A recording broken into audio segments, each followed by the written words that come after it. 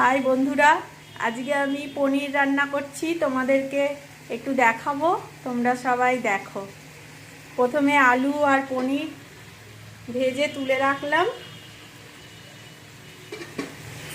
এবার একটু কাজু কিশমিশ একটু আদা দিয়ে মিক্সিতে পেস্ট করে,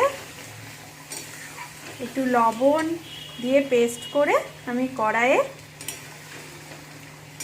কষে নিচ্ছি ভালো করে। একটু তেল তেল ছাড়বে, তখন আমি পনির আর আলুটা দিয়ে দেবো, দিয়ে একটু জল দিয়ে ঢাকা দিয়ে দেবো। তোমরা দেখতে থাকো,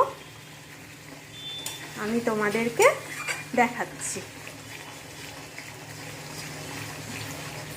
আজকে খুব ঠান্ডা পড়েছে, তোমাদের কেমন ঠান্ডা লাগছে জানিও।